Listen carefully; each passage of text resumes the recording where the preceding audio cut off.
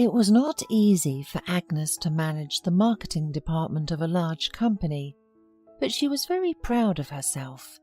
She had come a long way to achieve this position and did everything she could to ensure that her department completed the tasks set by management and increased the company's profits.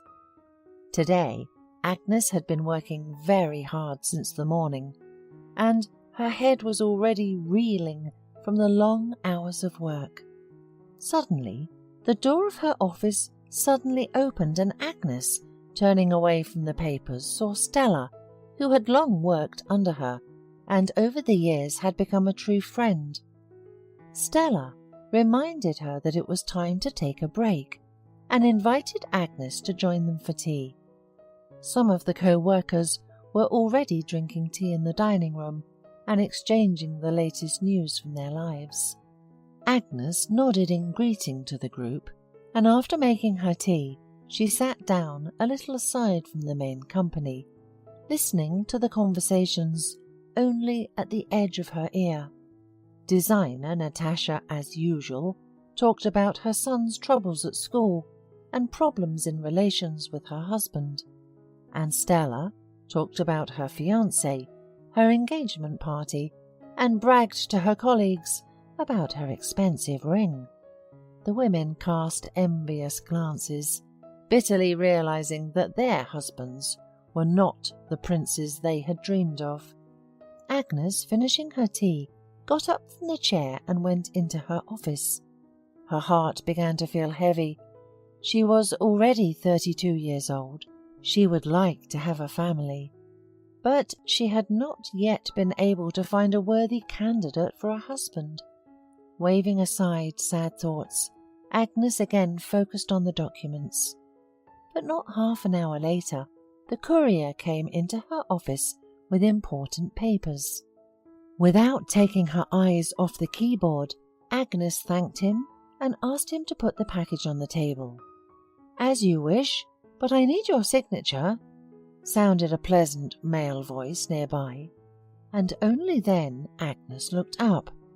An incredibly handsome young man was standing next to her, smiling and holding out the form. Agnes felt a flutter in her chest. Embarrassed, she tried to take the pen out of the organizer, but only awkwardly knocked it over with all its contents on the floor. Agnes rushed to pick up the fallen objects. The courier decided to help her, and when he bent down, they suddenly bumped into each other. Agnes began frantically apologizing.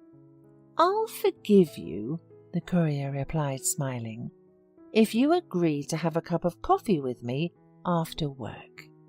Agnes felt her mouth go dry, and her heart beat madly. The man's gaze was too insistent, and Agnes couldn't refuse him. The date went great. The man's name was Danny. He told her that he had been working in a courier agency for several years, but he was unable to get a promotion, although he had all the prerequisites for it. He himself came from far away. His whole childhood had passed in a small town, but he had managed to move to the city. Agnes understood Danny very well, because she too came from a small town to go to university, and since then her life had changed a lot. After their first date, they continued to communicate, and Agnes literally melted into the new relationship. She desired to be close to Danny, to make him pleased, to take care of him, and the man reciprocated her with pleasure. Eventually they began to live together, planning their marriage. Stella tried to warn Agnes because she knew Danny so little, but Agnes was thrilled and didn't see any reason to be worried. Soon, Danny and Agnes were married.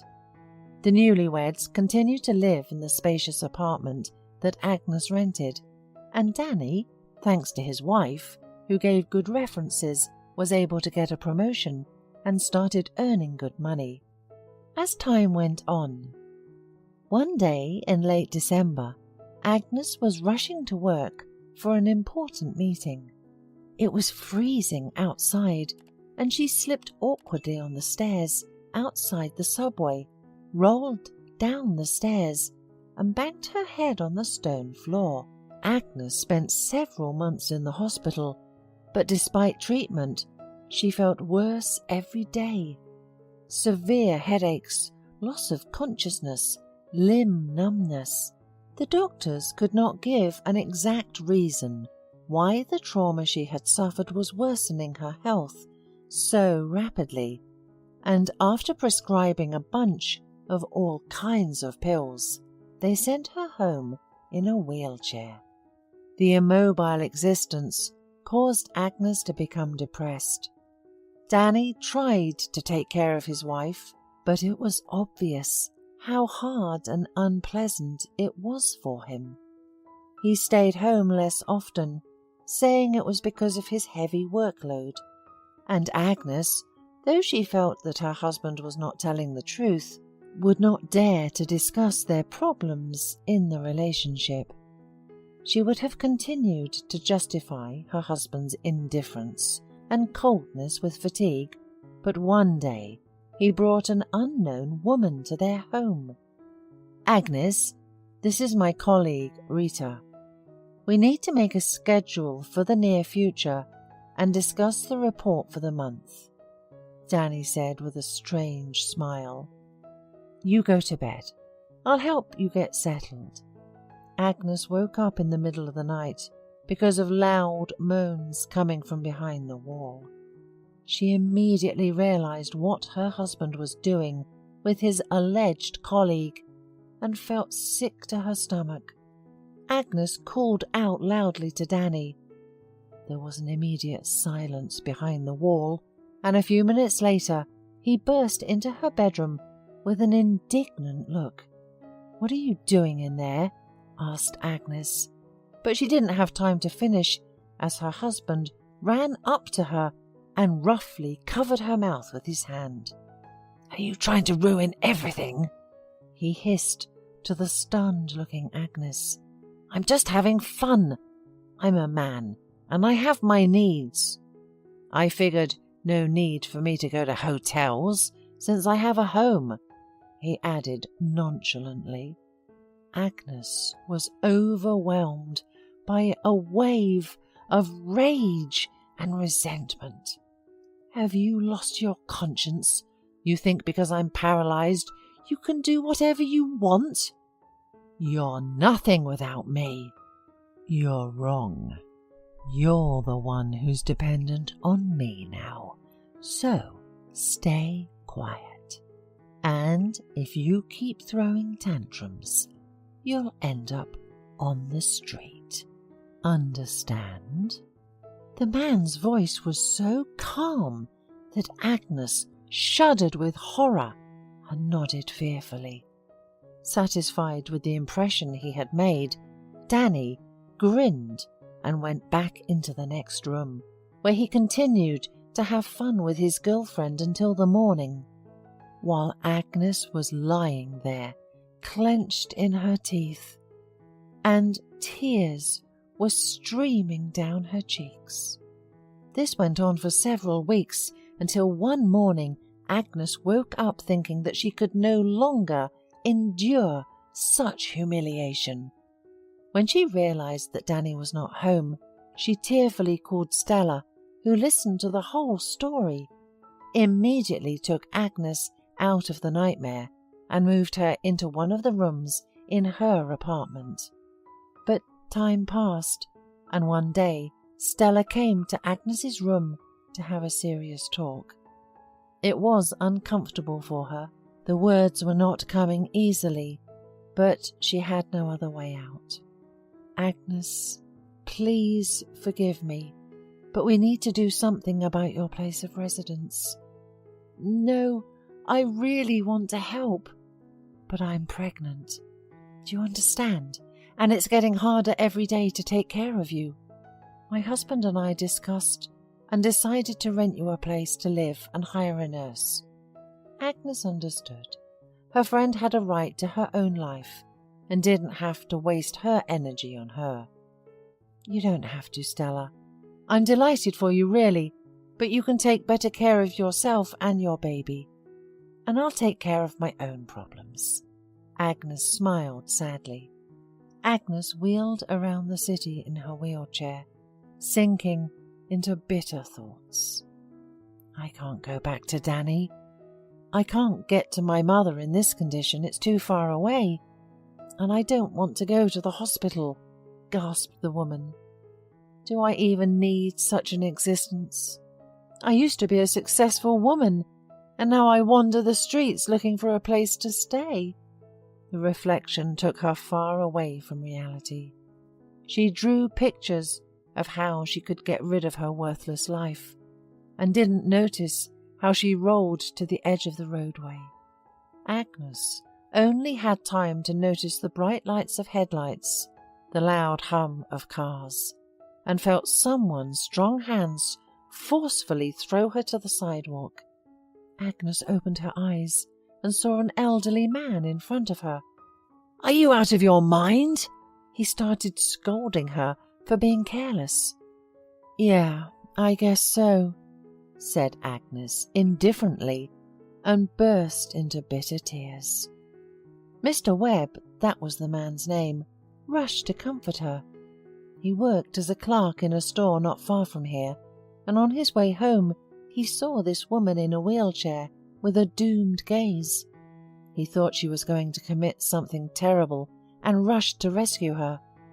Agnes looked at this sympathetic elderly man, suddenly realized that she was glad she was still alive, and she felt ashamed of her weak thoughts.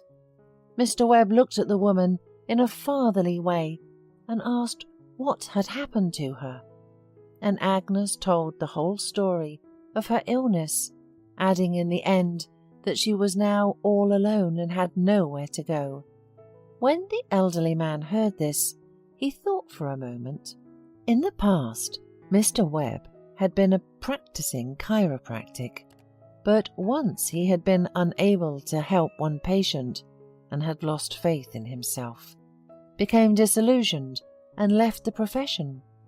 Agnes listened to the elderly man's story and saw that the memories were not easy for him, but the fire of hope was already burning inside her. Take me as a patient. Believe me, I'm not afraid of anything, she said fervently. Half an hour ago I was glad to die, but now I want to try to make things right. Please help me. Mr. Webb looked intently at Agnes. You know, you remind me of my daughter. She and my wife died 15 years ago, he added, and a deep sorrow reverberated on his face. I will help you, and until I recover you, you will stay with me. Mr. Webb turned out to be a professional in his field, and though with difficulty, he managed to get Agnes back on her feet. After this, she returned to the company, was reinstated, and everyone welcomed her with great joy. As a sign of gratitude, Agnes helped Mr. Webb to return to his profession, actively promoting the courses he created, as many people needed the invaluable knowledge of an experienced chiropractor. Agnes and Mr. Webb developed a warm, almost family-like father-daughter relationship. She divorced Danny quickly, and he did not object, for he had no real feelings for her, and married her only because of her position and money. One evening, Mr. Webb invited Agnes as a guest to dinner with his students. One of them kept his eyes on Agnes the entire evening. The girl thought he looked vaguely familiar, but she could not remember where she had seen him before. The student's name was Larry. He and Agnes got to talking, then after, there were several more meetings in cafes, and, gradually, a romantic relationship developed between them. And soon Agnes realized why Larry's face seemed familiar to her. We met a few years ago in a cafe. Larry admitted cheerfully one day, "You were so pretty. I left you my number, but you never called. Tell me why." And Agnes remembered. She had dropped her phone in a puddle, and the data could not be recovered. Hearing that, Larry sighed with relief, for he thought then that he hadn't made an impression on Agnes. "Yeah, if I hadn't dropped the phone then, maybe life would have turned out differently." Agnes sighed. Unpleasant memories came to mind, but Agnes chased them away. "But we can't escape fate. I felt that you are my one and only," playfully smiled the woman. "I know it for sure, and I'll prove it to you," ardently exclaimed Larry. The lovers were happy and serene because all the bad things were in the past, and there was a bright future ahead of them. Hola, suscríbete a Historias Vitales para no perderte nuevas historias. Mi esposa había estado trabajando en su proyecto especial durante 4 meses ahora. No era su proyecto personal, pero ella era la persona principal y responsable de su éxito. El proyecto estaba diseñado para salvar a su empresa, Bixler Enterprises. Los últimos 4 meses habían sido difíciles porque se vio obligada a trabajar duro. Era importante tanto para ella como para la empresa. Había una buena posibilidad de que Bixler Enterprises quebrara si el proyecto no se completaba. Sara tenía una licenciatura de Albrecht y un MBA de Wharton. Era la más inteligente de la familia. Yo empecé a trabajar como mecánico de autos justo después de la secundaria y después de 21 años seguía siendo mecánico de autos. No me importaba porque me gustaba el trabajo y pagaba bien. Era suficiente para pagar la universidad de Sara y criar a 2 hijos. No vivíamos lujosamente, pero estábamos bien. Los niños ya se habían mudado, y las cosas iban bastante bien con nuestros ingresos. Sara quedó embarazada 3 meses después de casarnos a la edad de 18 años. Durante los primeros años de nuestro matrimonio, vivimos con mis padres. Ellos tenían una gran casa vacía ya que 4 de mis hermanos se habían mudado. Eso significaba que teníamos una niñera mientras Sara completaba sus primeros años de universidad. Debido a 2 embarazos, la carrera de 4 años le llevó 6 años completarla. Fue difícil, pero lo logró. Siempre tuve trabajo y nunca me faltó trabajo extra si lo necesitaba. Después de que Sara se graduó de Wharton, alquilamos nuestro propio lugar. Tuvo ofertas de trabajo de varias empresas grandes, pero todas requerían que nos mudáramos. A mí no me importaba, pero Sara quería quedarse cerca de casa. Por eso decidió trabajar en Bixler Enterprises. Pagaba bien, pero lo más importante, le daba responsabilidad y la oportunidad de avanzar. Sara era una empleada trabajadora y dedicada. La presentación es el jueves en el Hotel Thyssen en Filadelfia. Tomé unos días libres en el trabajo para ayudarla según fuera necesario. Al final, todo lo que logré fue hacerle algo de comer cuando llegaba a casa. No sabía nada sobre su trabajo, ni tampoco quería saber. Los negocios corporativos de alto nivel me aburrían. Empresarios de Europa, Asia y América del Sur venían aquí, la empresa pagaba sus boletos de avión y proporcionaba habitaciones en el Hotel Thyssen mientras estaban aquí. Era caro como el infierno, y por algunas cosas que Sara había dicho, la empresa estaba sobreestimando sus finanzas. Su presentación era importante para ella, para la empresa y para más de 200 empleados. Hasta el martes por la noche, todo iba bien. Sara llegó a casa con un traje nuevo, un traje gris con una blusa blanca. Desplegó todo lo que necesitaba en la cama de la habitación de invitados. Cuando se trataba de la limpieza de la casa, ella era normal, pero cuando se trataba del trabajo, era meticulosa. No entendía por qué necesitaba sacar su ropa interior de lujo, pero no dije nada. Además de su traje para la presentación, tenía varios vestidos de cóctel lindos para eventos sociales antes y después del evento. Siempre había evitado tales eventos, pero me sentía obligado a ir con ella si ella quería que lo hiciera. Me agradeció la oferta, pero dijo que no era necesario. Todos los materiales y equipos que necesitaba estaban guardados ordenadamente en el maletero de su Volvo. Antes de salir del trabajo, ella misma conducía el coche para asegurarse de que todo estuviera en perfectas condiciones. Tenía todo el día miércoles para prepararse y toda la noche del miércoles para socializar con sus invitados. Sara era tan buena en lo que hacía que sentía que habría sido mejor si simplemente me hubiera mantenido alejado de ella. Finalmente, había terminado. Lo había revisado y vuelto a revisar todo. Todo lo que necesitaba ahora era una ducha caliente y una buena noche de sueño. Supongo que mi error fue que empecé a revisar sus cosas después de que Sara comenzara a ducharse. Pensé que estaba ayudando, pero resultó ser lo contrario. Estaba moviendo cosas en la cama cuando un pequeño sobre blanco cayó del bolsillo lateral de su bolso de maquillaje. Una carta de una farmacia, pero no del tipo que solemos usar. Dentro había 10 pastillas.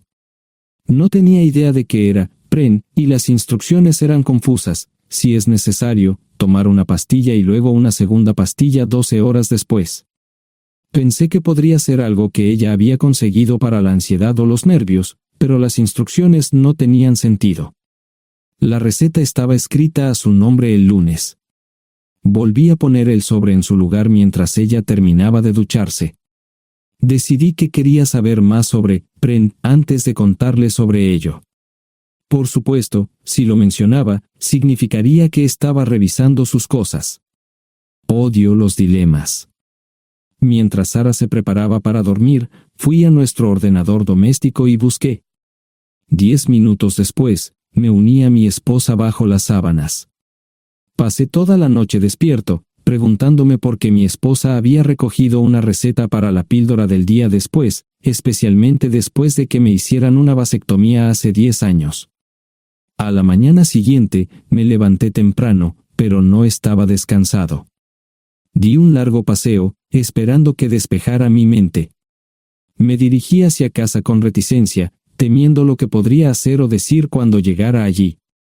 Mi hijo Joe se unió a la Marina después de la escuela secundaria y estaba en su primer año en San Diego. Nuestra hija Gloria se casó con su amor de la infancia el año pasado y acababa de mudarse a Dallas. Eso dejaba solo a Sara y a mí. Echaba de menos a los niños, pero esperaba envejecer con mi esposa. Ella era la única mujer que me había interesado, y ahora todo estaba. Si Sara estaba teniendo una aventura, lo ocultaba bien. Por supuesto, nunca la vigilé. Nunca miré sus correos electrónicos o llamadas telefónicas. No tenía razones para hacerlo. No tenía forma de saber qué estaba haciendo en el trabajo o después del trabajo. Confiaba en ella completamente. Ion, ¿dónde demonios has estado? ¿Quieres huevos o algo? No, solo café.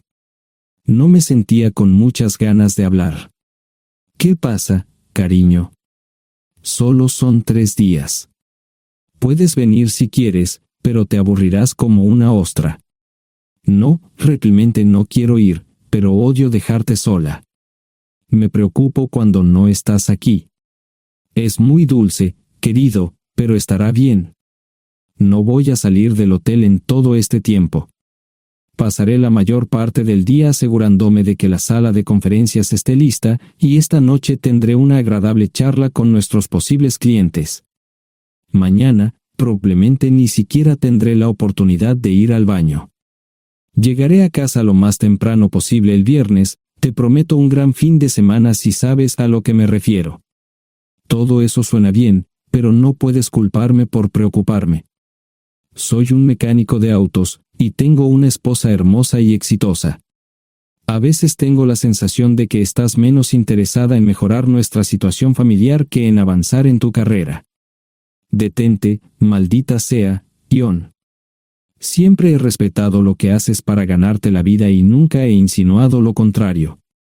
Criaste a 2 grandes niños y me pusiste a través de la universidad.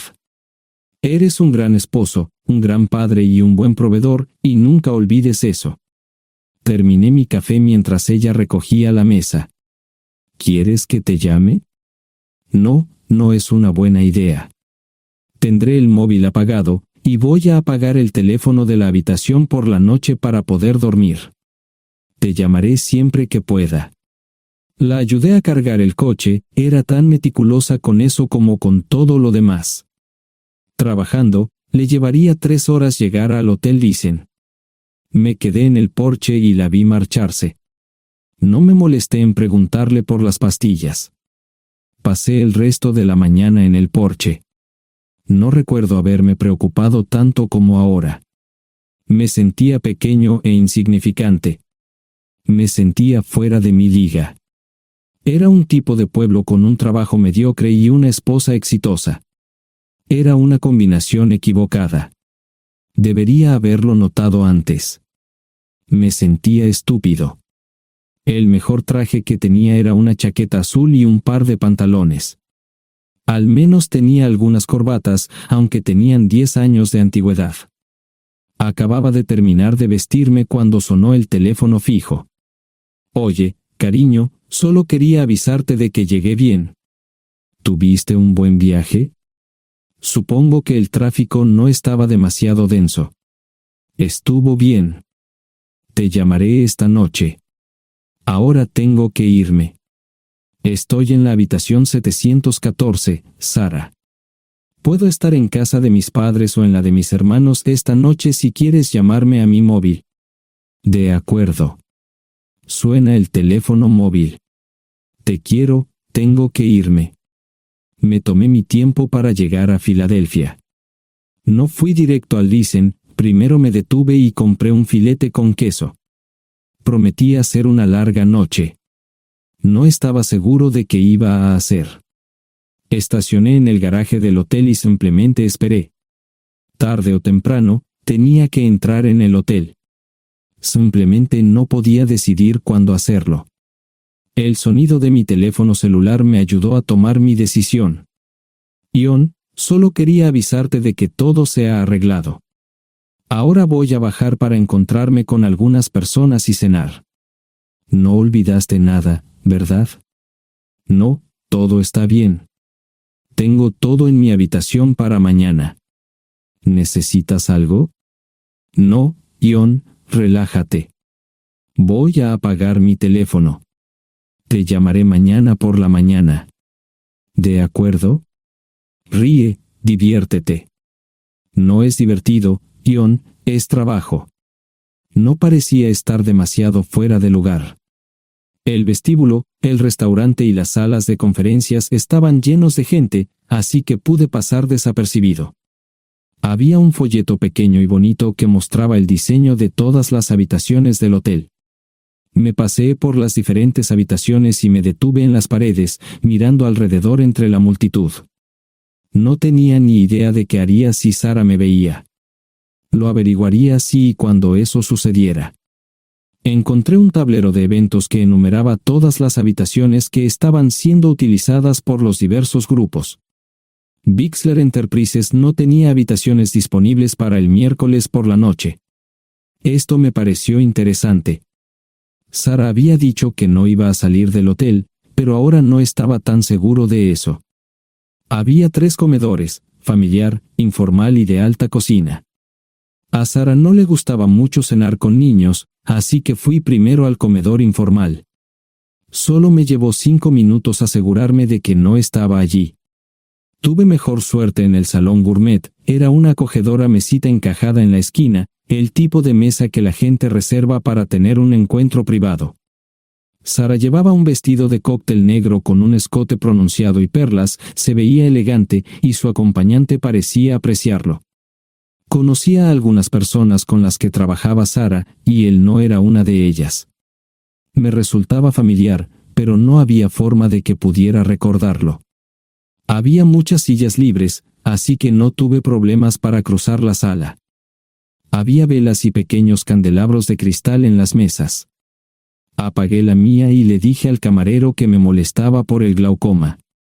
Pedí el plato de pollo de siempre y me acomodé.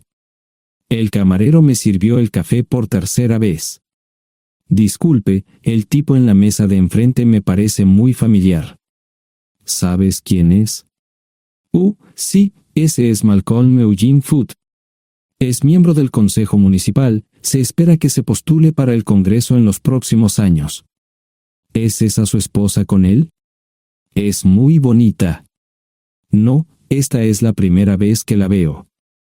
Siempre usa esa mesa para señoras especiales, si me entiende. Simplemente le sonreí y pedí la cuenta. Nunca había visto a Sara tan sensual con un hombre antes. Parecía captar cada palabra que decía, como si fuera Dios o algo así. No estaban haciendo nada inapropiado, pero tampoco era platónico ni profesional. Cuando me fui, estaban terminando su segunda botella de vino. Ahora entendía por qué se había llevado su lencería elegante. Me acomodé en una esquina del vestíbulo para que no me vieran. 10 minutos después, salieron del restaurante. Ella le tomaba la mano mientras caminaban por el vestíbulo hacia el ascensor. Observé cuidadosamente los indicadores de piso. Que el ascensor se detuviera en el tercer piso era una buena señal, significaba que no lo había llevado a su habitación. Era una mala señal cuando el ascensor no llegaba al séptimo piso, significaba que ella fue a su habitación. Por si acaso me equivocaba en algo, me senté en el vestíbulo y observé el ascensor durante 1 hora. La gente entraba y salía, pero Sara no estaba entre ellos. Saqué mi maleta vacía del coche y me dirigí al mostrador de recepción. Aunque podía demostrar que era su esposo, me costó trabajo conseguir una tarjeta llave. Se dieron después de llamar a la habitación, pero nadie respondió. Finalmente, estaba en camino a la habitación 714 con la tarjeta llave. Ni siquiera encendí las luces al principio, simplemente me senté en la oscuridad de la habitación durante más de 1 hora. No fue difícil asegurarme de que no regresara a la habitación. Primero, empacé todas sus ropas y pertenencias personales. No dejé nada atrás. Revisé el paquete de Preven, todavía quedaban 10 pastillas en el tocador. De manera muy ordenada, estaban todos los artículos que necesitaría para su presentación al día siguiente. Comencé a llenar la maleta.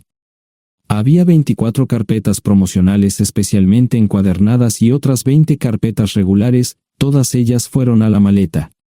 Un proyector digital fue lo siguiente, seguido de una computadora portátil. Tomé su bolso y su celular, que había dejado en la habitación. Todo lo que tenía consigo era un bolso de mano y probablemente un tubo de lápiz labial. Di una vuelta por la habitación tan cuidadosamente como lo hizo ella para asegurarme de no perder nada. Una vez satisfecho, dejé las llaves del coche y mi anillo de bodas en el tocador. Aparte de esos 2 objetos, la habitación estaba completamente vacía. El ascensor se dirigió directamente al estacionamiento, no tuve problemas para llevar 2 maletas, y 20 minutos después, estaba en la autopista rumbo al norte. Pasaban las 3 de la madrugada, no tenía idea de que había pasado tanto tiempo. 1 hora o 2 después, sonó mi teléfono celular, la identificación de llamadas mostraba el número del Listen. ¿Ion? Sí, ¿dónde estás? Estaré en casa pronto. Eso fue todo lo que dije. Hubo silencio en el otro extremo de la línea. Los vendedores tienen un viejo dicho, el primero que habla pierde. Pareció una eternidad antes de que ella hablara. Ion, lo siento. No preguntó nada y simplemente colgó. Apagué mi teléfono, era obvio que había regresado a su habitación. Más tarde ese día, tenía que dar una presentación que salvaría a su empresa y le daría un ascenso. Metí las maletas en el desván del garaje. Sara nunca iba allí y nunca pensó en buscar algo allí. Por supuesto, en este punto, estoy bastante seguro de que no importaba. Primero, recogí todas mis ropas y pertenencias personales. La mayoría de los hombres tienen sus propias herramientas, generalmente es un requisito para el trabajo. Pasé por la tienda, cargué las mías en el Subaru y recogí mi último cheque de pago. Para entonces, los bancos ya estaban abiertos, no tuve que hacer ninguna manipulación financiera complicada. Simplemente retiré todo el dinero de mis cuentas. Almorcé en Hagerstown, Maryland. Tenía suficiente dinero para vivir durante unos años, pero sabía que estaría buscando trabajo muy pronto. Sara y yo éramos parecidos en eso de que a ambos nos encantaba trabajar. La voy a extrañar. Pasé un par de horas en las cuevas del Uray y alquilé una habitación cerca de Whitewell. No tenía idea de qué iba a hacer. Era sábado, y me encontré sentado en el acuario de Chattanooga, observando la naturaleza que nunca había visto antes. Pasé unas horas simplemente relajándome y decidí que era un buen lugar para estar. Compré un pase anual para el acuario y, para la hora de la cena, tenía un lugar donde quedarme. Era un remolque móvil en el parque, pero estaba amueblado y era económico. No necesitaba mucho. La primera cosa que haría el lunes por la mañana sería conseguir un trabajo. Un buen hombre de mantenimiento siempre puede conseguir un trabajo, especialmente si está dispuesto a trabajar duro. Podría permanecer discreto hasta que fuera el momento de renovar mi licencia de conducir o las etiquetas del coche, me preocuparé por eso cuando llegue el momento. El domingo por la tarde, llamé a Gloria. Me sentí obligado a informarle sobre lo que estaba sucediendo, pero Sara ya se lo había contado. Fue bastante franca con Gloria sobre lo que había pasado, dijo que había engañado, que la sorprendí, que me fui y que ella perdió su trabajo. Me sentí mal porque ella perdió su trabajo, pero ese era el precio que tenía que pagar. Le pedí a Gloria que le dijera a Josh lo que estaba sucediendo la próxima vez que hablara con él. También le dije que la llamaría aproximadamente una vez al mes para verificar cómo iban las cosas. No le dije dónde estaba. Para el mediodía del día siguiente, tenía un trabajo. En realidad, estaba a poca distancia del parque de remolques, con el Waffle House a mitad de camino. ¿Qué más podría querer un hombre? No sé cómo manejaron el papeleo, pero me estaban pagando $20 por hora sin hacer preguntas. Estaba feliz, y ellos también. Ni siquiera tendría que tocar el dinero que traje conmigo. Unos 2 meses después, Gloria me informó que Sara se había mudado de la casa y estaba viviendo con sus padres. Gloria no sabía nada más, pero estaba feliz de que estuviera estable y le estuviera yendo bien. Josh me llamó desde San Diego solo para informarme que iba a hacer un crucero. Era técnico en aviónica en un portaaviones, intentó explicar qué hacía exactamente, pero estaba más allá de mi comprensión. Nunca supe mucho sobre cosas técnicas. Ambos tuvieron cuidado de no decir nada malo sobre su madre, aprecié eso. Después de eso, todo siguió como siempre. Comencé a hablar con Gloria al menos semanalmente, Josh y yo comenzamos a enviar correos electrónicos regularmente. Gloria hablaba regularmente con Sara, pero decía muy poco sobre lo que estaba haciendo o dónde estaba. Nunca presenté la solicitud de divorcio, y parece que Sara tampoco lo hizo. Tengo una licencia de conducir de Tennessee y las etiquetas en el Subaru. Comencé a frecuentar un bar local un par de veces al mes y tuve encuentros casuales, 2 mujeres se alternaban como mis compañeras nocturnas regulares. No buscaban compromisos, y yo tampoco, parecía funcionar bien para todos nosotros. La vida era buena. Eso fue hace mucho tiempo, y gradualmente olvidé a Sara. Con el tiempo, el Subaru comenzó a darme problemas, había olvidado cuánto tiempo había pasado. Tenía más de 200,000 millas. Estaba reflexionando sobre esto con una jarra de cerveza un día cuando me di cuenta de que habían pasado casi 5 años desde que me fui de casa. Mantuve un contacto cercano con ambos hijos, Gloria ya tenía 2 hijos propios en este momento y quería que los visitara. Josh casi se casó con una mujer tailandesa, pero en el último momento, se negó. Por lo general, trabajaba 6 días a la semana y usaba el domingo para recuperarme del sábado por la noche, no había ninguna buena razón para que alguien llamara a la puerta de mi remolque a las 6 de la mañana de un viernes. Su grosería fue recompensada por un hombre medio desnudo abriendo la puerta, los calzoncillos del día son repugnantes, y la dama en la puerta, juzgando por la expresión en su rostro, estuvo de acuerdo conmigo. Ella apartó la mirada, pero su compañero no parecía impresionado. Norm habría usado pantalones, pero en un momento como este, los invitados me molestaron. Estamos buscando a John Terrell. No los conozco. Me llamo David Simmons, y esta es mi esposa Mara. Tenemos un problema y esperamos que nos puedas ayudar. Lo siento mucho, no trabajo a altas horas de la noche. Si necesitan algo relacionado con su auto, tendrán que ir a la tienda. Esto provocó varias miradas en blanco y finalmente una respuesta. No tiene nada que ver con tu trabajo, es más un problema personal. ¿Podemos entrar? El interior del remolque lucía desordenado, rara vez tenía invitados, así que rara vez lo limpiaba. Incluso mis novias insistían en que fuéramos a su lugar. Hagan como en su casa, déjenme ponerme los pantalones enseguida. Al entrar en el dormitorio, dejé la puerta abierta solo para mostrarles lo hospitalario que soy. También me puse una camisa. ¿Les gustaría tomar café? Solo tomará unos 10 minutos. Aparté algunas cosas del sofá para que pudieran sentarse, no hubo respuesta a la pregunta del café. Tenemos una hija adoptiva de 4 años y otra de 2 que necesita un trasplante de médula ósea, y esperamos que nos puedas ayudar. Estamos dispuestos a pagarte si es necesario. ¿Con mi médula ósea? No, queremos usarla y estamos dispuestos a compensarte por cualquier inconveniente. Creo que quieren comprarla. Estaba actuando como un listillo, y de repente me di cuenta de ello. Estas personas eran serias, tenían un problema real y estaban buscando ayuda. Lo siento mucho, no quise interrumpir. Por favor, continúen. Nuestra mejor oportunidad de encontrar un donante es un familiar cercano. Eres nuestra mejor esperanza. Mira esto.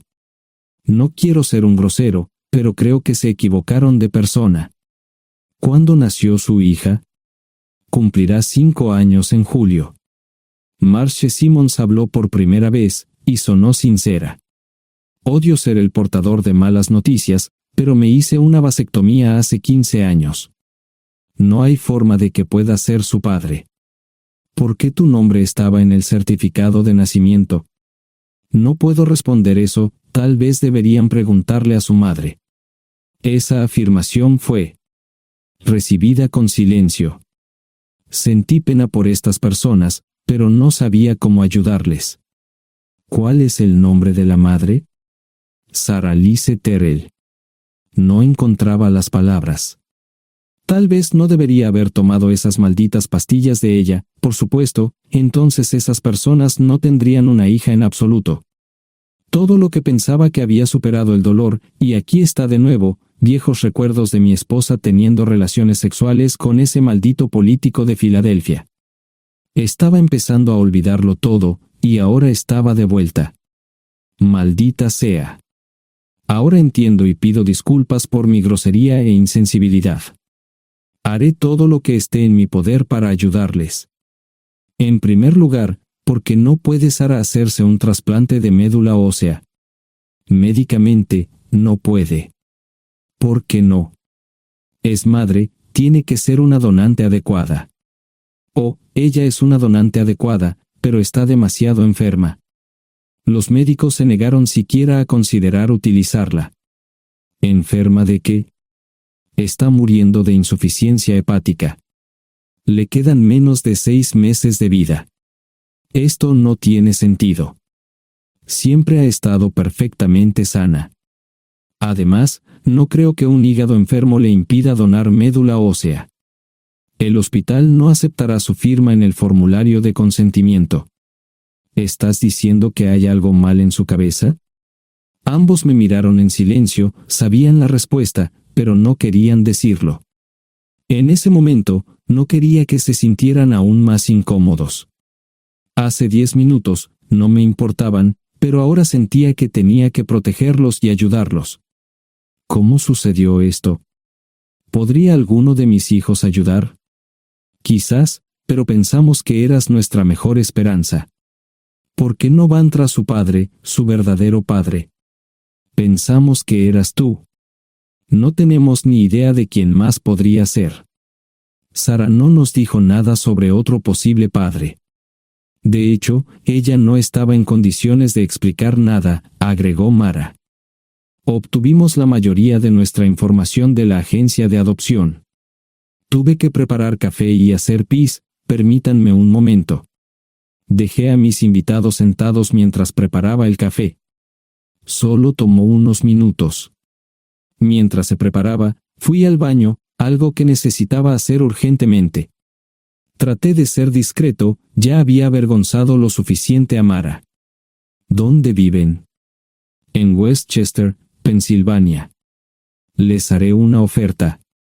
Si les digo quién es el verdadero padre de su hija, deben prometerme que lo perseguirán sin descanso hasta obtener lo que desean. ¿De qué estás hablando? El padre de su hija es un político prominente en Pensilvania. Por supuesto, negará todo y probablemente les proporcionará documentos legales para detener sus esfuerzos. Si acuerdan presionar lo suficiente para que él admita que la niña es suya, podrán avergonzarlo y obligarlo a hacerse un trasplante de médula ósea. Eso es lo que quieren, ¿verdad? Sí, claro, pero ¿cómo hacemos eso? No lo sé. Soy mecánico. Trabajo con metal para ganarme la vida. Creo que la mejor manera sería utilizar la televisión, la radio y los periódicos. Los políticos harán cualquier cosa para evitar una mala publicidad. ¿Tienen amigos que puedan ayudar? Bueno, ahora ambos estaban sonriendo. Debo haber dicho algo que les dio esperanza. Creo que podemos hacer esto. ¿Quién demonios es él? Malcolm Eugene Foote. Se postula para el Senado de los Estados Unidos. Apuesto a que hará cualquier cosa para evitar una mala publicidad. El café estaba listo, pero David y Marchen no podían esperar para llegar a casa. Antes de irse, les dije cómo ponerse en contacto con Gloria y Josh en caso de que los necesitaran. Estaba seguro de que ayudarían. También les pedí que me dijeran dónde estaba Sarah. Probablemente estaría en Pensacola antes de que ellos regresaran a Westchester. Me corté el pelo y compré una camisa nueva. Sarah era una tramposa que arruinó mi vida, pero aún así quería lucir bien cuando la viera. Era otro remolque, pero esta vez era un bonito doble nuevo. Allí estaba su Volvo con una llanta desinflada y un parabrisas roto. La mujer que abrió la puerta no era Sarah, parecía que la habían empapado fuerte y la habían dejado empapada. Tenía al menos 45, tal vez 50, y debió haber tenido una vida difícil. La falta de maquillaje no ayudaba, y simplemente se veía horrible. No tuve la oportunidad de abrir la boca. Caray, si no es John Terrell. Nunca esperé verte aquí. Tuve que usar la vieja línea, me estás poniendo en desventaja. Sherry Hart. Pasa, entra. ¿Quieres una cerveza? No, pero gracias. Estoy aquí para ver a Sarah. Sherry cruzó la habitación y se detuvo en el buffet del comedor. Aquí está, John. Mírala todo lo que quieras. Su mano señalaba una urna de latón que estaba en el centro del buffet vacío. Supongo que llegué demasiado tarde. No me moví, solo me quedé mirando el contenedor frente a mí. ¿Puedo tomar una cerveza ahora? Sarah se mudó a Pensacola después de dar a su bebé en adopción. Compró el remolque con el dinero que recibió de Bixler Enterprises después de que la despidieron. Tenía una participación en las ganancias, 401k, y vacaciones y días de enfermedad. Eventualmente, consiguió un trabajo en una fábrica local de prendas de vestir donde trabajaba en el departamento de envíos. Allí fue donde conoció a Sherry. Sherry alquilaba una habitación de Sarah. Cada centavo que Sarah ganaba iba para el alcohol. Empezó con vino y gradualmente pasó a bebidas más fuertes, las más baratas. Eventualmente, perdió su trabajo debido a su alcoholismo y se vio obligada a usar sus ahorros. Nunca salió con nadie ni salió a ningún lado. Sherry se quedó con ella, pagó sus servicios públicos y compró alimentos que Sarah no comía. Le llevó más de 3 años quitarse la vida. Increíblemente, ella tenía un testamento y me dejó un doble remolque y un Volvo. Sherry explicó que Sarah estaba tan angustiada por lo que había hecho que simplemente se rindió. No intentó evitar el embarazo ni siquiera terminarlo. La adopción se había arreglado meses antes de que naciera el bebé. Nunca volvió a trabajar, excepto en los trabajos clandestinos que hacía mal. Serry dijo que Sarah no parecía tener ambición ni propósito en la vida. Sarah hablaba mucho de mí, pero tenía miedo de intentar contactarme. Gloria le dio mi número, pero nunca me llamó. Era como si su aventura de una noche la hubiera lastimado más a ella que a mí.